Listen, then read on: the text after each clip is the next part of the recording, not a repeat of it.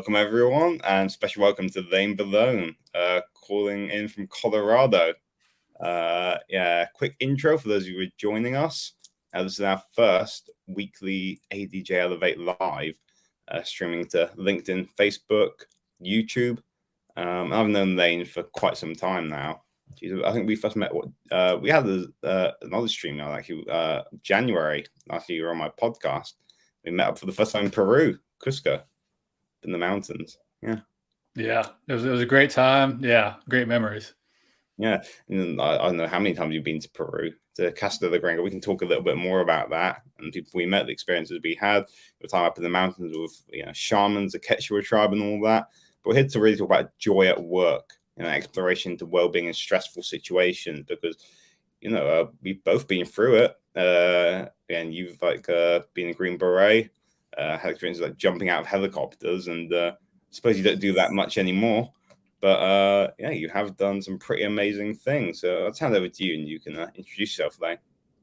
Yeah, brother, thank you for having me. And I'm excited to dive into this conversation. Curious explorer, harmonious creator, storyteller, and just really doing my best to enjoy the journey of life. So I'm here to, tap into the moment. And, if you guys have any questions, if you guys have any comments, we'd love to do this live. And here to be of service and share a perspective. Yeah, we got nearly an hour from now. So just hit us up with a comment. Lane and I will answer the question for you. If you want, then feel free to, write either Lane or myself afterwards. I'll put Lane's details in the comment section. At the very end, his links to his website, Joyful Sovereignty, his Humble Alpha book he co-authored with Steven Kuhn. Lane, you're a fantastic human being. So let's dive in to that. And I think one of the things that makes life so fantastic is the fact that you live in the present moment. You know what I mean? I suppose it wasn't always that way.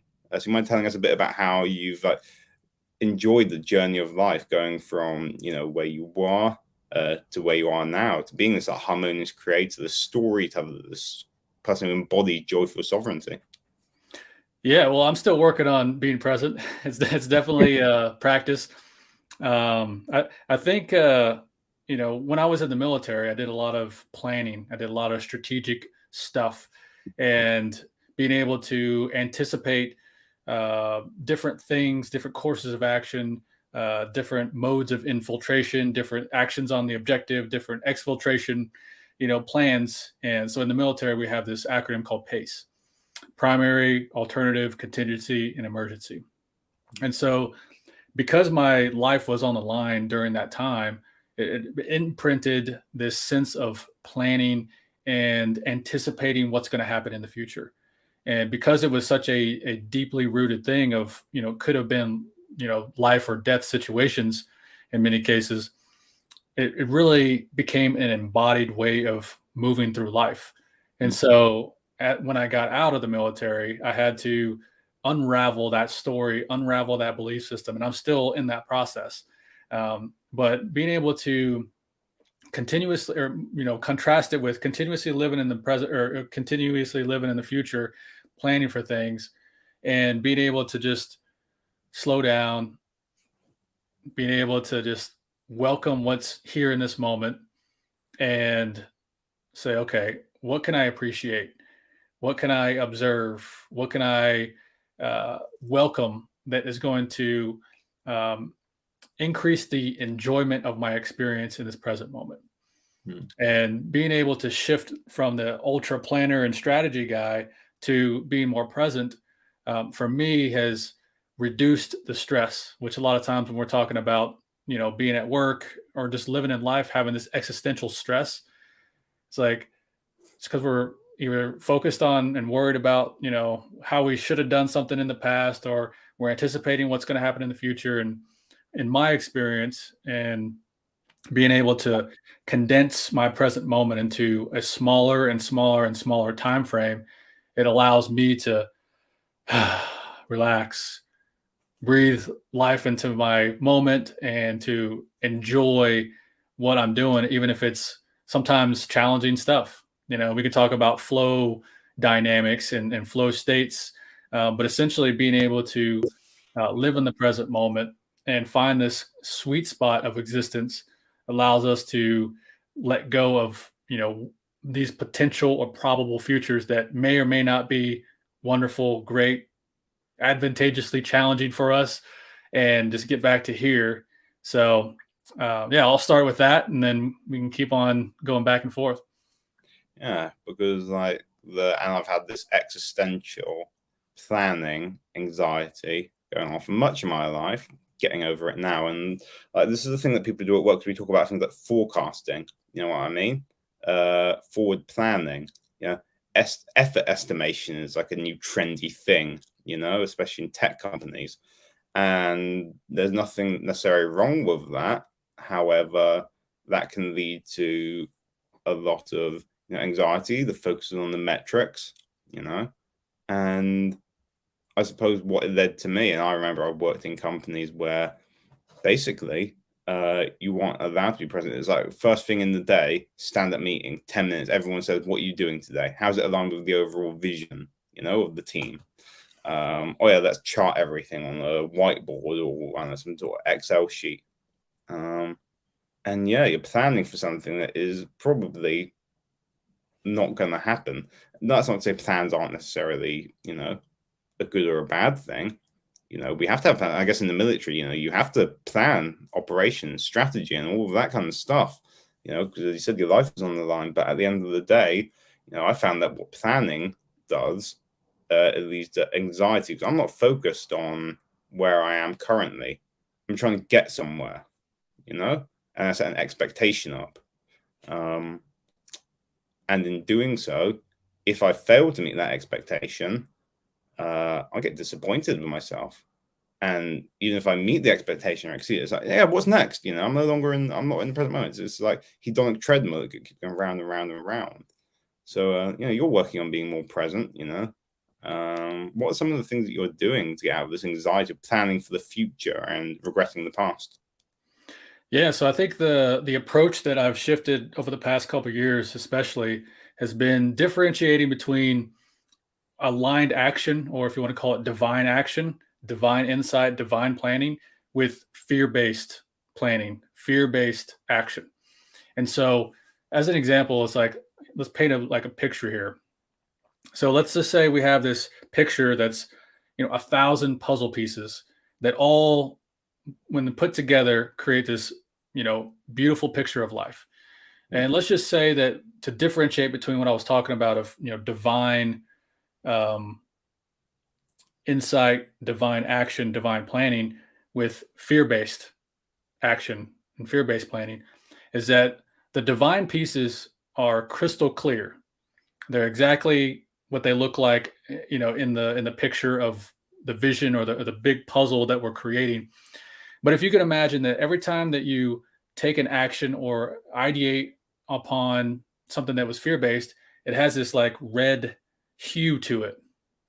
It has this like, oh, this is like, it's like the picture of a water, but it has like this red kind of colorish to it, or the blue sky, and it has this red. And so when you start to put these pieces of the puzzle together, you can start to see like how much of your action, how much of your planning has been divinely guided, based on, good vibes, and like, man, this feels resonant, this feels aligned, this feels like who I truly am, versus, oh, I took that action out of fear.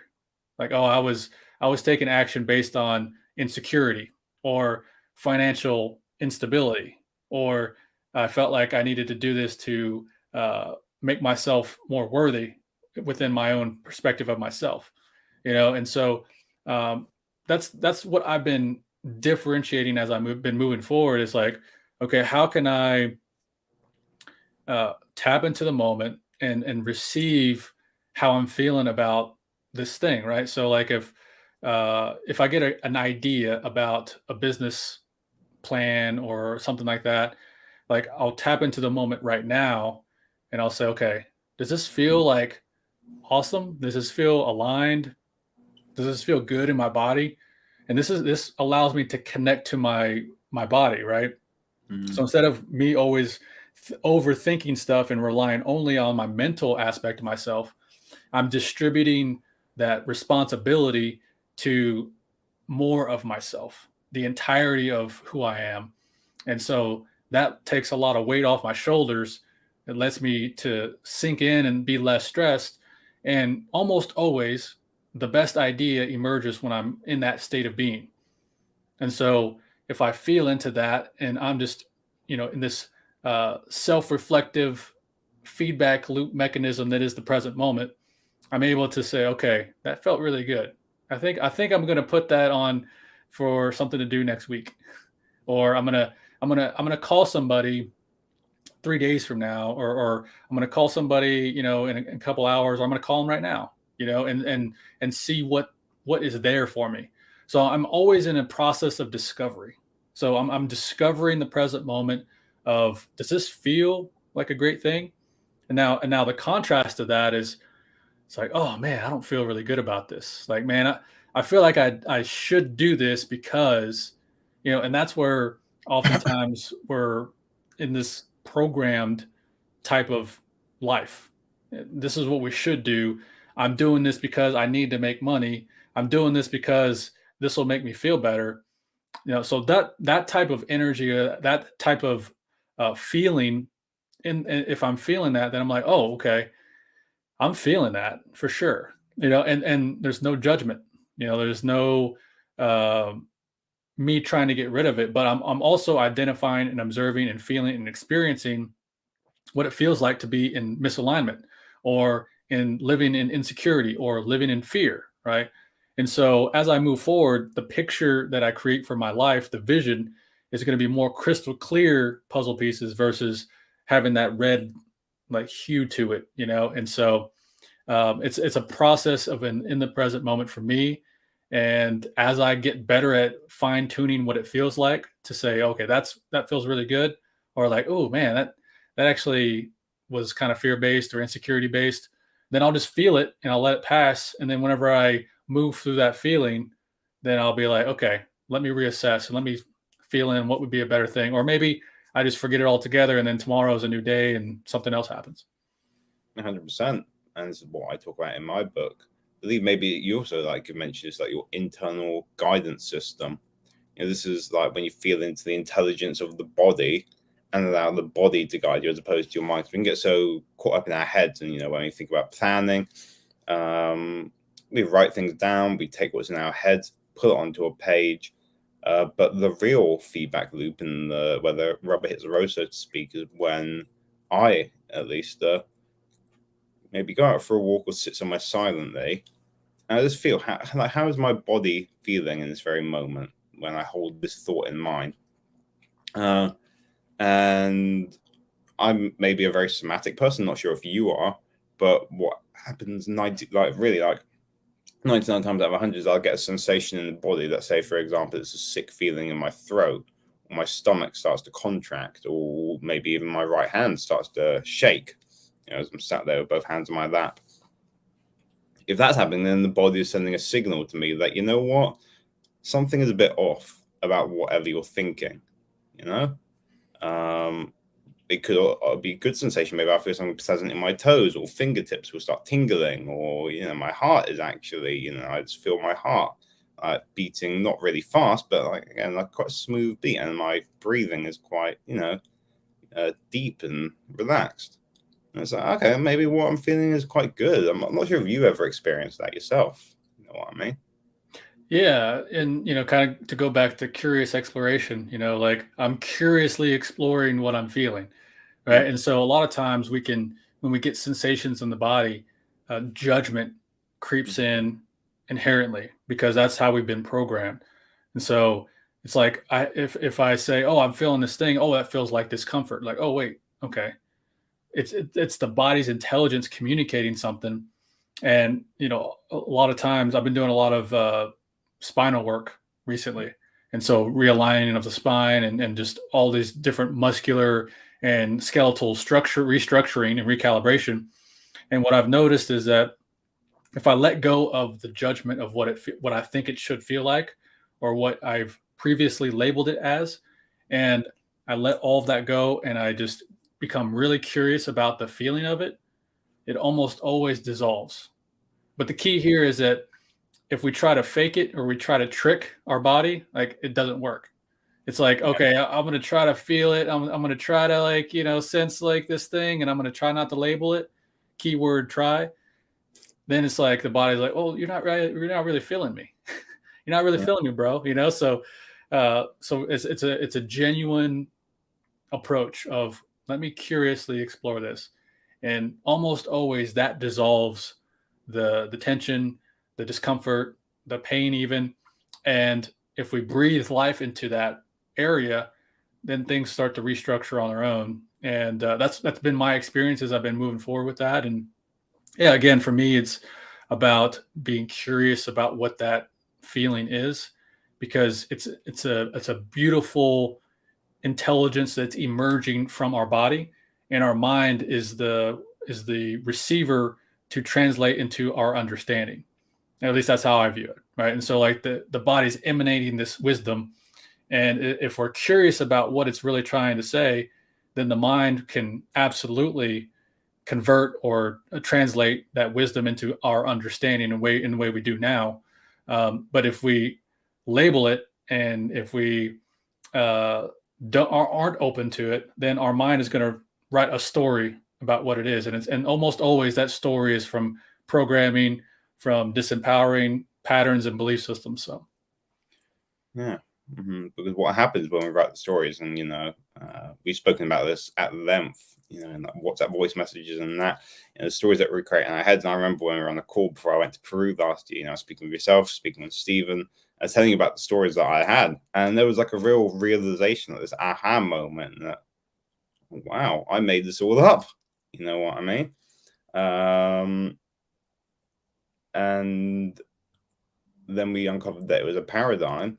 And I can reprogram myself. That doesn't happen overnight. And the things that we did together, like San Pedro, ayahuasca, and certainly like talking with people, especially men, but also then changing those like habitual patterns of behavior helped. But what I hadn't realized was I was out of touch with my body, the present moment, the reality of the situation in front of me. And as you were saying, being curious, and this is like a superpower that I think we all have, especially children, this innate curiosity to explore the world and want to create and be playful and joyful. You know what I mean? You never see a baby in therapy. You never, you never see a baby in therapy, and you never see a child who is like, again, like so-called, not living in the present moment. We get conditioned out of that by who knows, whatever, could be parents, authority figures, school, wherever, I had a very happy childhood. And then when I like started to grow up and listen to those authority figures and teachers and parents and friends saying, hey, this is cool, this is not cool, I lost touch with the present moment, with this source of joy.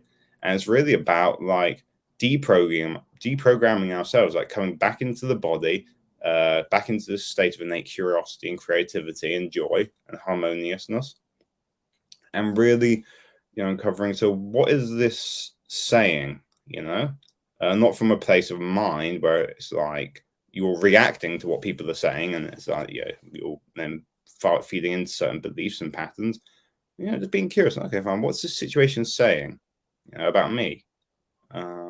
What's it saying about the world at large? And that's a really difficult place to get to because of how we've been conditioned and programmed over our entire lifetime. Literally, if you think, you come out of the womb and almost immediately then you're put into either a blue blanket or a pink one. And you're conditioned to believe, hey, you're a boy or a girl, therefore you need to behave in certain ways. You know what I mean? And, that was a belief and a condition and a program that took years, decades to unravel, to get in touch with my feelings and my emotions and my body, to allow myself to cry, for example. Yeah. And I don't know, because the military can be a very masculine environment. So I'm not sure if this is where and you speak about this, the humble alpha. We tend to look at the military and think, oh, alpha male, you know what I mean? Like Navy SEALs have guns, tanks, and all of this kind of stuff. Smoke cigars or whatever. But I'm not sure that again what effect that like had on you and how that led to you where you are today, where you're in touch with both the masculine and the feminine, the divine masculine and the feminine. You know what I mean? Yeah, well, I think we all have a life journey, and I can only speak about my journey. And so essentially being able to have a warrior's path, for being in the military and then being in the special forces for a couple of years or for a number of years, and being able to activate that warrior archetype within myself, like that's what the life path offered me. So being able to get into that culture of what does it feel like to be part of a brotherhood or a military unit or a high performing team doing XYZ mission or this type of deployment, and having that experience, because life is living through us, wanting to be experienced on this earth. And for me, living it fully in a very unaware state, is what happened, and so I succumbed to the drinking and the hard working and the accomplishing to prove my self-worth, all these different things that was part of the culture. And now that I look back and I'm like, man, I was very unaware, which is okay. Like I'm unaware of a lot of things right now. So like, and I'll be unaware of a lot of things 5 years from now, it's all good.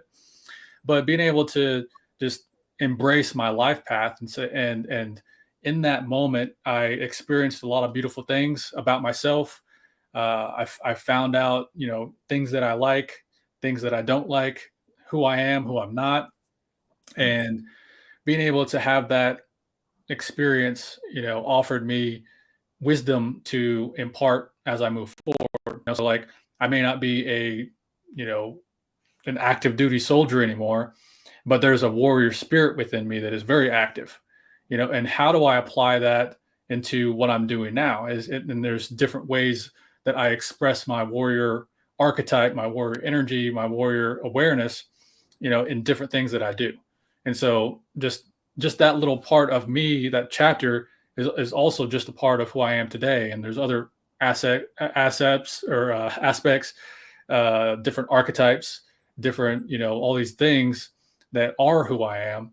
And it's just about opening myself up to be what I need to be or feel what I need to feel in the present moment to bring value into the moment, essentially value creation.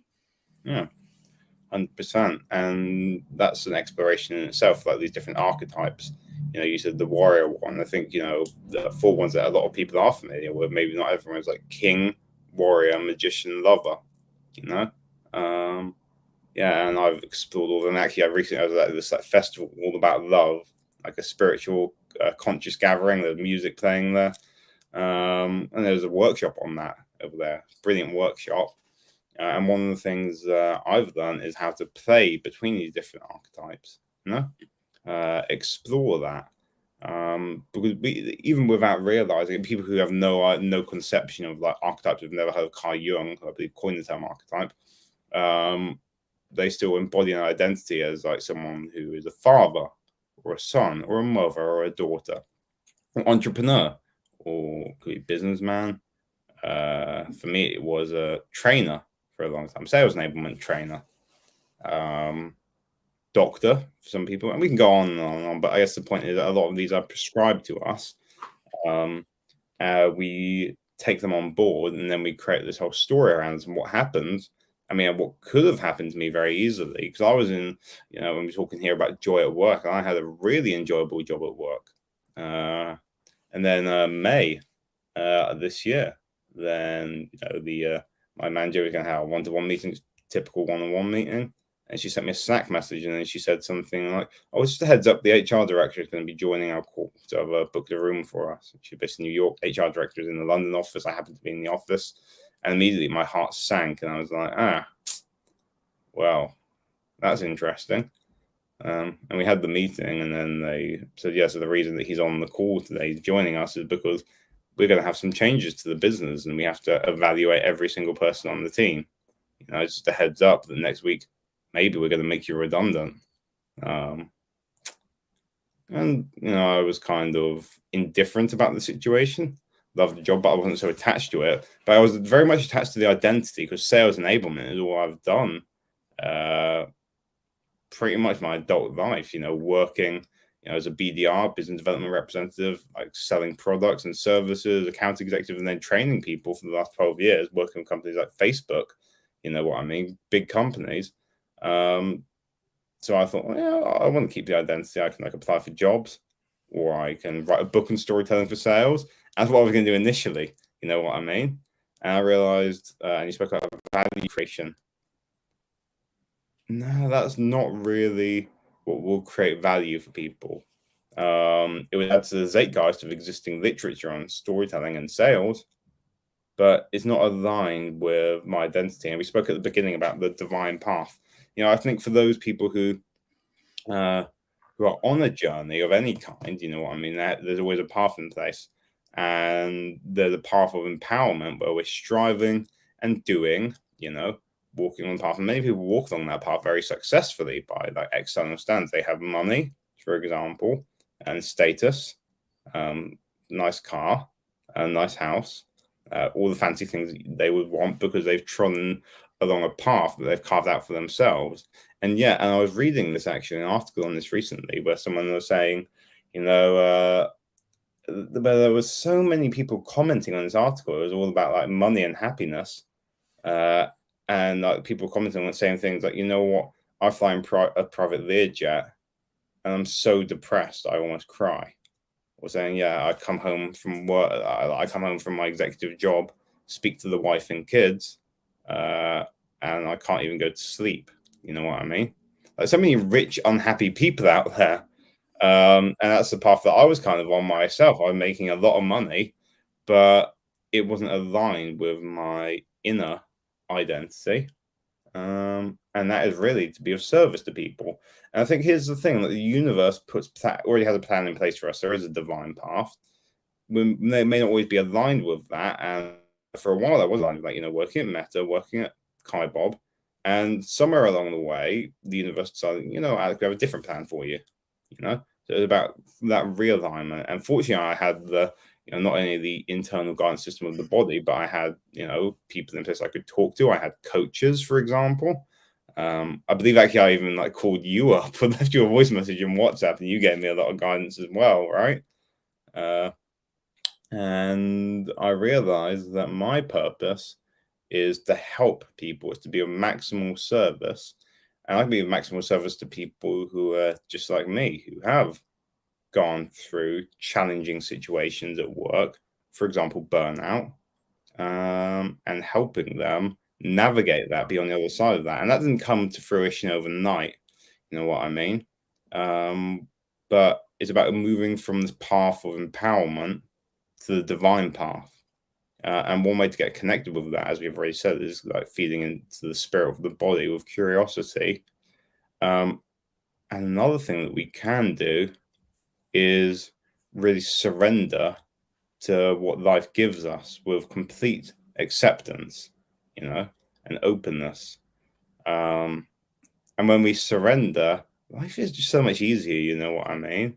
And of course, and it kind of becomes silly not to surrender and not to go that divine path, because to do so otherwise, it's kind of self-defeating in a way.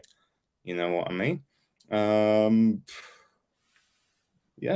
For instance, when I look back and I think of all of the decisions that have led up to this very present moment, every single one of them has either been a decision where I decided to follow what I would call God's will, higher powers will. You don't have to call it that. You could call it the universe. Or I follow self-will. And whenever I follow, the wisdom of, the universe, God, spirit, whatever you want to call it, it kind of always works out for the best. When I do what I want to do, and that can take many forms. That can be working the job that I secretly hate but gives me a lot of money. You know what I mean? It could be the drinking, drug taking, whatever it is. You know what I mean? Kind of to a shitty situation, then the body or the universe or spirit will always respond and say, I told you so. And then, yeah, you're right. And will I do the same thing? And yeah, I repeated the same mistakes like hundreds of times. You have to repeat mistakes until the lesson is learned, and then you no longer have to learn it anymore. But yeah, going back to surrender, there was a great author who we both love, Michael A. Singer, you know what I mean? And he lived an entire life dedicated to this path and surrendering, whatever the voice inside his head would say, to spirit. And he has that's the most amazing life, dropping out of college, economics doctorate, cabin in the woods, meditating a lot. People started coming to him, gave the university lecture, started the construction company built with love, then became a computer programmer of all things, and sold his business to OMD for over $1 billion. And that was all without any effort whatsoever on his part. He just let the universe guide him. Okay, fair enough. The universe may not always want $1 billion for us, but it does want unlimited abundance, And part of that abundance is to be in that joyful, expansive situation at work, a place where I believe that we're both in, you know what I mean? Helping other people, being of maximal service. So with that in mind, it would be very interesting to hear your take on, how you bring that joy to, the entrepreneurs who you work with. You know what I mean? And, other people in your life, feel free to speak about, your wife, for example. She's a really amazing woman. And you certainly brought joy to my life. I remember being in Peru. You just have this energy and this spirit that I just want to be around you. You know what I mean? So, yeah. And we got questions from Maria Jose. I'm going to flash it on the screen in a second. But then feel free to answer first. And I'd like to turn over to Maria. Yeah. So the question is, how can I create joy within my team as a manager? Yeah. So for me, it's a fundamental taking a step back of, instead of me trying to force joy upon a moment, let me take a step back and expand my spectrum of what joy could be. And this is where joyful sovereignty comes into play. And so essentially being able to welcome the fullness of life brings that deeper seated joy state. And so what I mean by that is that most people, it's really easy for them to enjoy the good stuff, the pleasurable, the insightful, the inspirational, the fun. It's really easy to enjoy because it's nature. Now there's a whole other side of the spectrum of challenge, of shadow, of tough, of really hard, of this ain't working, and that contrast gives us information to help us identify what does joy mean for us. So that's on one level. And then on a deeper level, for me, it's about embracing the challenge. We can talk about this after this specific question, but there is an unconscious emerging aspect of ourselves that is manifesting and guiding our life. And we're unaware of it by its very nature because it's unconscious. And I'll give an example of the warrior archetype in my military experience. But when we're talking about the full spectrum of life, we're able to then understand and shift our mindset of the labeling or the program of like, oh, this challenge is hard, and if we talk about the flow state, having this ratio of challenge and skill set, we're trying to find this medium or this sweet spot. And so if it's not challenging enough, then it's going to be very difficult for us to be engaged. We're going to be really bored. And if we're not skillful enough, we're going to feel overwhelmed and stressed about the task at hand. So I'm hitting at it from a couple of different angles because I want to kind of plant some seeds. But essentially, being able to welcome this full spectrum, it helps us get out of our minds and get more into the fullness of who we are. And whenever we're in the fullness of who we are, our energy is distributed to our whole presence, our whole body and mind connected, versus living in our heads and overthinking and overanalyzing and oftentimes using our imagination to worry about the worst outcome. So, Maria, if you have any follow-up questions based on what I just talked about, I'd love to elaborate on what you feel is the most pertinent to your situation. Yeah, so Maria, feel free to write a comment in the chat. Anyone else who's watching this on Facebook, YouTube, LinkedIn, I think we have 1.20 people watching on LinkedIn. Just feel free to write something on there, and then we'll put that on the screen. Regarding what you're saying, then, on like this full spectrum of experience, it's interesting because in a work environment, in fact, any place where there's more than two people interacting in a room, let's say like an office, You got 5, 6 people in a room, for example, there's a shared experience, and this kind of collective consciousness will start to emerge, in that space. So when it comes to creating joy, it's like, how can I create joy for the whole? You know what I mean? And that starts from within, we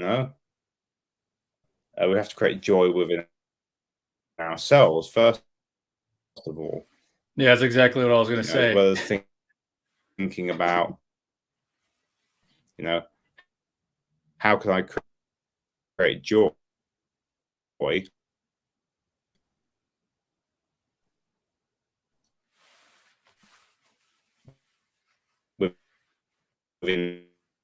my team? The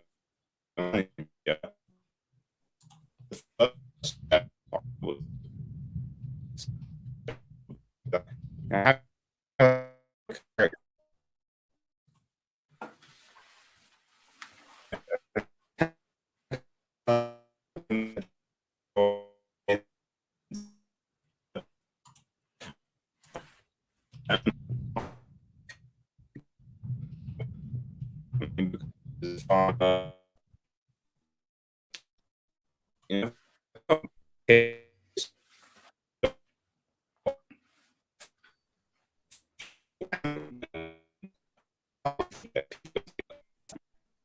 feel that interesting to know what we do in a stressful situation, in a stressful time.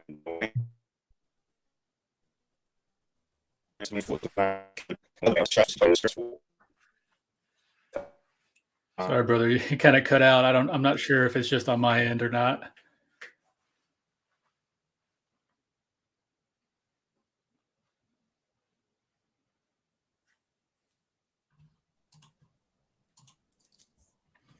There we go. Well, you're frozen, so I can elaborate on the joy within yourself first. So essentially, what we were talking about before about embracing the full spectrum of life and have a deeper seated joy within yourself allows for you to know what it feels like to live in a joyful state. And that in and of itself, you become a radiant, joyful person. And it doesn't have to always be like this frolicky, smiling, laughing all the time kind of thing, but this sustained level of inner smile within yourself, this joy. And being able to cultivate that within yourself is the primary task. So instead of us trying to make the world a joyful, happy place, we practice that within ourselves. And then when we're talking about within a team dynamic, then because you've went through the journey of embracing the full spectrum and activating your own joy and inner smile within yourself, then you're able to then cultivate that culture and guide people through that process. And there's a lot of tools out there that will basically help people know thyself better, operate with self-mastery. And because of that, it enables people to find their or understand themselves and be in their natural state of curiosity, of autonomy, of mastery, and being able to have that within oneself. It allows for everybody to understand, like, who am I organically? And then is my role in my position and in my responsibilities at my workplace, do they fit in with who I actually am? And so there's many tools out there that can provide that. But essentially, the task number one is to embrace joyfulness within yourself. And that's definitely a huge task. I'm continuously moving through that. But because of that task of moving it through yourself, then it's much easier for you to cultivate that within people on your team if you're a leader or manager. Yeah, with that in mind, and cultivating that joyfulness within ourselves, first, just going to apologize to everyone. Internet cut out. No idea why. Oh, good. It's all good. Yeah, but I was just saying some incredibly insightful stuff, and I was like giving my best wisdom and knowledge, all of a sudden I had Lane's. I noticed everything was freezing up, and then Lane, I think you were saying cut out. Internet couldn't handle it. Then someone on LinkedIn wrote a comment saying cut out for me too. So I was just like, oh, fair enough. Then that's a stressful situation at work, isn't it? But yeah, we've got to move past that. And this thing about like cultivating joy within ourselves, there's two things that I do. One of them came from you, Lane, in your book, Unleash Your Humble Alpha, and that was the 2-word moniker, which I shared with you a couple of months ago. For me, is joyful creative. I think for you, is joyful sovereign. Is that right? Or harmonious creator? Harmonious creator, yeah, is the identity, yeah. Yeah. I'm also working on a new one, visionary storyteller, but that's we're moving forward with that. It's not quite anchored in yet. Yeah, well, yeah, it's like anchoring. And what really helped me to anchor in my own 2-word moniker as a joyful creative was to identify a set of core values. And that wasn't overnight. This is taking me years to refine. I'm still refining, but every single day I'll say to myself, I'm committed to abundance, freedom, honesty, joy, prosperity, serenity, and the truth. One moment at a time, every moment of every day. And those 7 values, abundance, freedom, joy, prosperity, serenity, and the truth, are kind of, I guess you can say, like almost like North Stars, you know what I mean? And because I'm committed to that every moment of my life, every day, every action I take is dictated by the fact, is this bringing me joy, for instance, for myself or for the people around me? And if the answer is no, then it becomes simple. I'm not going to do it. You know what I mean? Why would I want to, set that as my value, say it every day, have that as my identity, and then do some sort of action that isn't going to bring joy to those around me, whether that's going to be my fiance, eventually my kids, business partners, employees, the people I work with. And yeah, that's something that we can all do. You can like write up a set of values, like look at them, like how they resonate with you. Actually, the process of defining those values for me actually came out of an exploration, first of all, of the shadow side, and we spoke about that as well.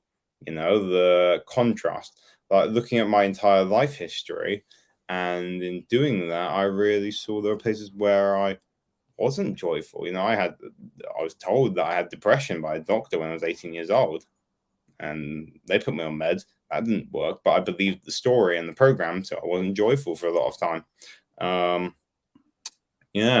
The lack of abundance, you know what I mean? Grew up with this poor thinking, a mindset that kept me poor, so freedom as well, constrained in various ways throughout my entire life, all of this kind of stuff, the shadow side. But I was exploring, but what are the areas of my life where I have maybe, potentially been like dishonest, for example. I'm going to commit to honesty and the truth every single day. That doesn't mean it's perfect. I spoke about it yesterday with Dorothy, progress, not perfection. You're never going to be 100% abundant, 100% free, 100% joyful, all the time, 100% honest with every single person that you meet. But when you're committed to a certain set of values and you're aligned with that, then everything you do kind of becomes a stepping stone to that place where you're continuously growing. It's like this mountain without a peak. You know what I mean? It's just you're defining, your 2-word moniker as well. So I guess those are some starting points for some people. There's like looking at the identity, cultivating that joy, defining a 2-word moniker, coming up with a set of values and living by them. But what else would you suggest to people?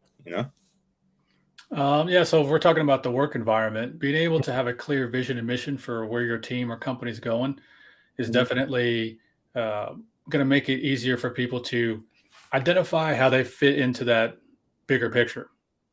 So if, let's look at the contrast, right?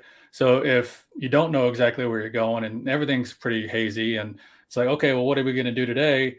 I don't know. Let's just do what we feel like we need to do. It's like, oh, that can bring a sense of unease or of like, oh, uncertainty. Like, oh, I don't know exactly where we're heading. Like, then I can't really put my energy, awareness, action towards this bigger ultimate goal. So having a clear vision and mission for where your organization or your team is going allows for people to begin to innovate as we move forward, right? And so like different members of the team have different types of expertise. and have different experience that can contribute to accomplish that vision and mission for the organization. So being able to have that articulated allows for people to be like, okay, I know exactly where we're going. And I think that if I do this and this and this, it's actually going to make it easier for everybody. And not that every idea is going to be perfect, but having that level of articulation is a really powerful process, or a thing to implement, and then also the iterative experimental approach to life. Again, if we're talking about in the present moment, we're curiously exploring what is here.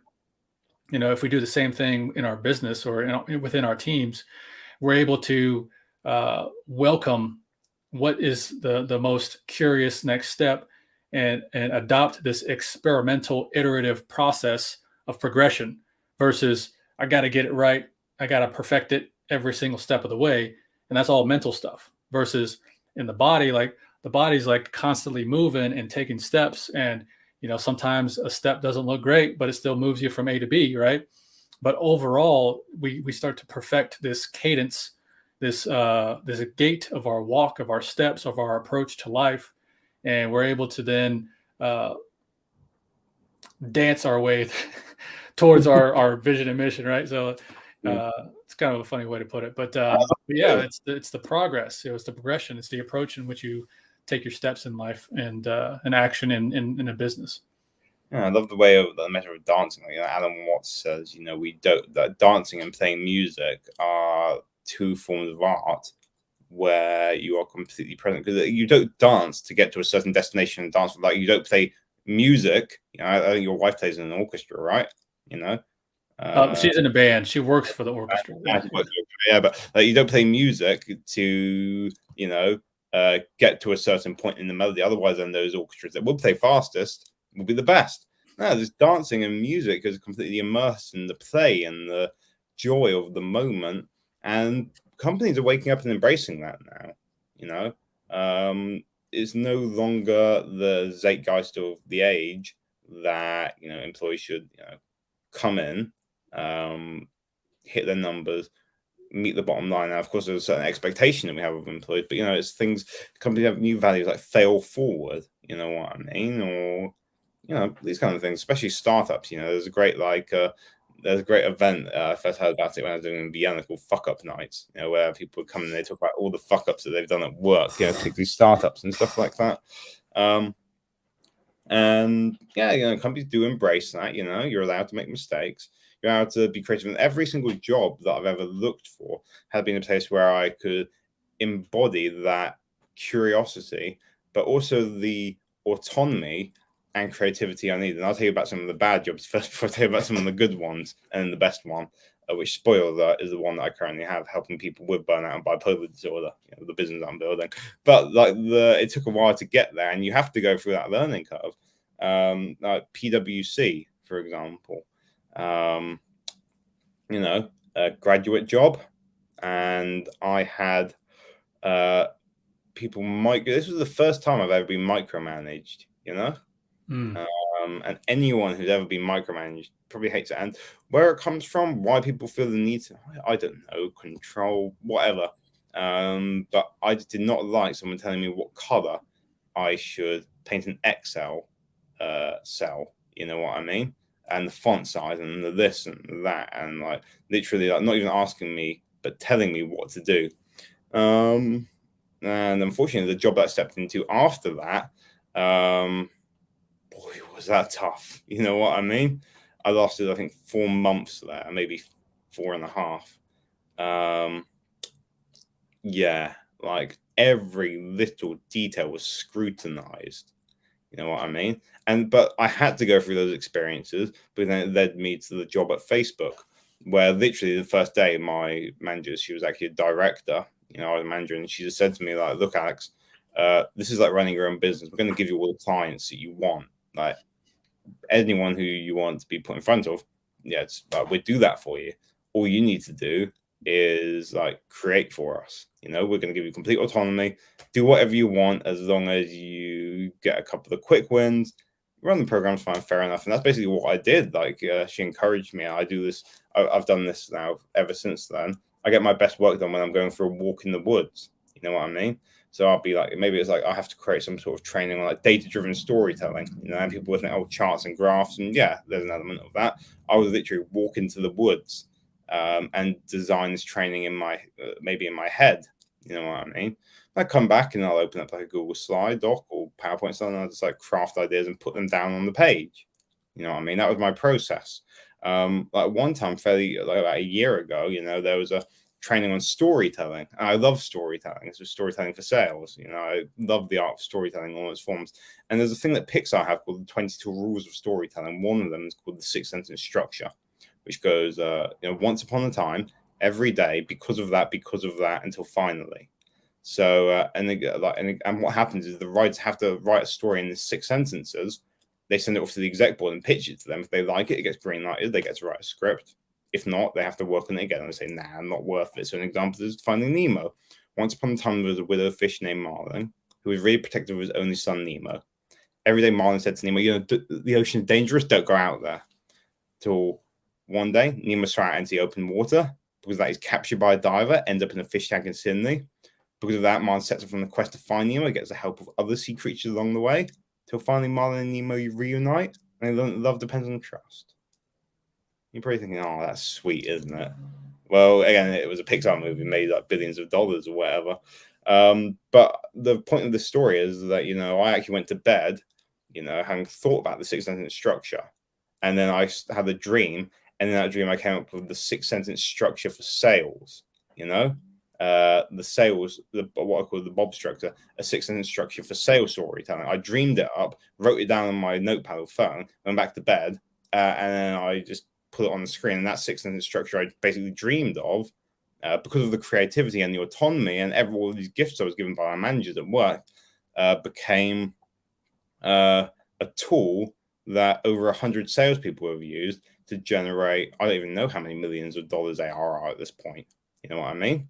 Before I talk about my current job, Josme is wrote, but I don't have a forest nearby, what other options do I have? And then this is something we spoke about in a voice message when I was actually coming back from the forest one time. I was telling you, I think I asked you yourself, you know, when I'm in the forest and nature, it's so peaceful and all of these like wonderful experiences. And I was like, but when I get off into the land of the concrete, the energy changes and the shift.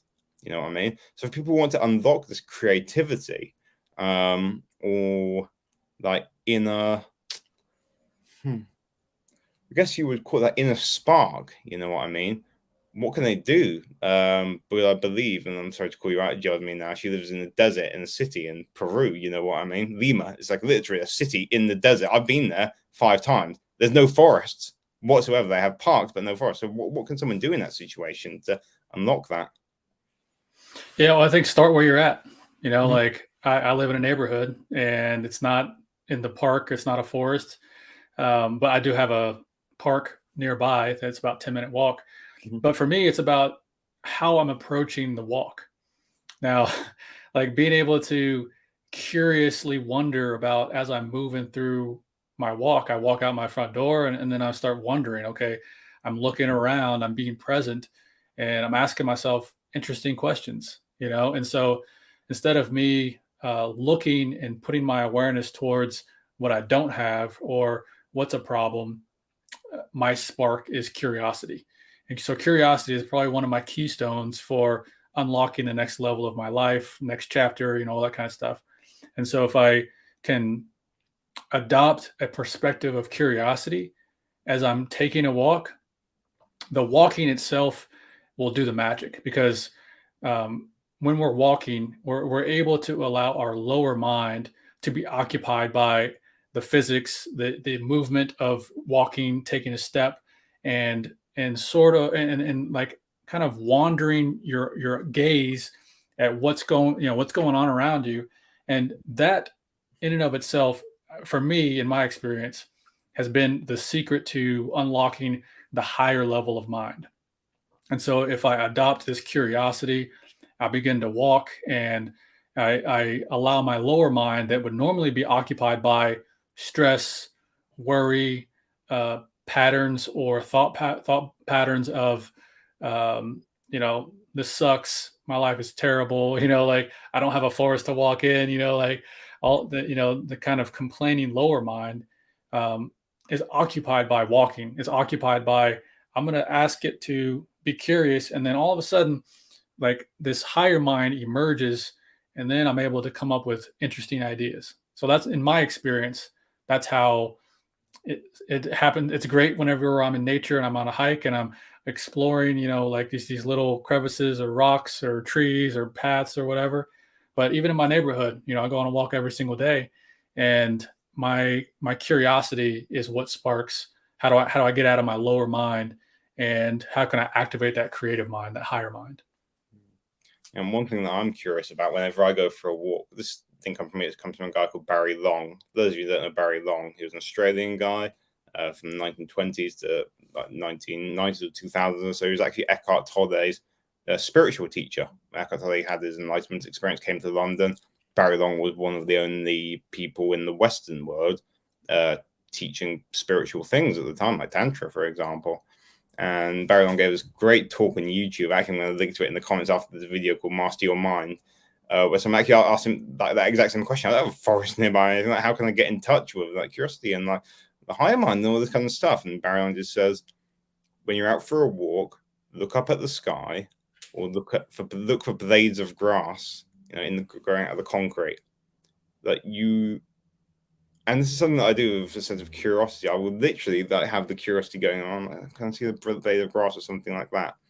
When you're looking at the sky, or looking for blades of grass, and you're kind of in this innate curiosity, it is impossible to be captured by thought in that moment. You know what I mean? That's the reason why when I am in the forest, I'm not thinking. I'm just being. I'm there. I'm taking a walk. That's it. I often go without my phone or anything like that. Like barefoot, which I did today. Actually, I was on the bench barefoot, meditating there. But if you don't have that forest in mind, like as you were saying, Lane, just like walk with curiosity. You know what I mean? Children have this innate curiosity, and I think this is what we can all do. We can kind of go back there. I only got like 2.5 minutes left, so before we round off things, Lane, first of all, I want to thank you. You're an amazing. There's so much we didn't speak about. I wanted to speak more about like Peru and again the ceremonies that we did and stuff like that. But yeah, maybe we can round save two. Round two. And we can invite a bunch of the people who are watching this. If you do want to go to Peru at some point, and hit either one of us up. And if you want to hit Lane up, is it howdy@lanebelone.com? Yeah, you can also go to my website, lanebelone.com. You can fill in form, connect with me on social media or email. Yeah, exactly. That here in the comments now. So anyone can feel free to reach out to Lane there. And for those of you who do want to reach out, who do you help in exactly? How would you be able to help them navigate their journeys? Yeah, so mostly self-mastery. So if people are interested in self-mastery, I have a tool that's available for free. And if you're a business owner, entrepreneur, CEO, I'm emerging this new consulting called Visionary Execution. And it's for me, it's really exciting to be able to bridge the gap or be the connective tissue from having a clear, articulated vision and mission, but also being able to have actionable execution projects and focus towards what's actually going to move the needle to actually accomplish your vision and mission, and being able to affect, the team culture, through the process. Yeah. Awesome. So anyone, you can see Lane's details in the comments, howdy@lanebelone.com, lanebelone.com. Anyone wants to reach out to me just to learn more about, 6-figure self-care tips, particularly for people who are going through a bit of a phase of, a lack of joy or certainty in their work, or burnout even. I've been there myself, come out the other side of that. And I think what we all want to do is return, when we are burnt out, to that, and what I call a normal state. That's great if we can get to that state. And after that, where we can get to is a state where you can thrive in life, a peak state. But first you have to get back to that normal state. So if anyone is out there and wants to know more about how they can take care of themselves, even if you have a forest nearby to go for a walk or access to a spa or anything like that, which unfortunately there's a spark just down the road. But I mean, if you do want to learn about it, just feel free to reach out to me, or just hit up the link in my calendar, which you can see in the top left corner if you're on LinkedIn. There, any parting words of wisdom? Yeah, say curiosity, practice wonderment, practice your curiosity, and then being able to reactivate that from childhood. If that's something that, if you were curious about something when you were a kid, what are 2 or 3 things that like made you feel alive, and so that's your innate self. And that energy that you have with your curiosity and wonder and excitement about life, that's your natural state. And a lot of times we get covered up by programs and all this kind of, disempowering belief systems and things like that. Tap back into curiosity. Curiosity is the answer. Curiosity is the antidote. Curiosity is the destination for me. So that's what I would say. And as I wrote in there, curiosity is king. Everyone, stay curious, stay humble, and stay present. Thank you very much, Lane, and see you guys next week for another live. Thank you, brother. Appreciate you. Appreciate you.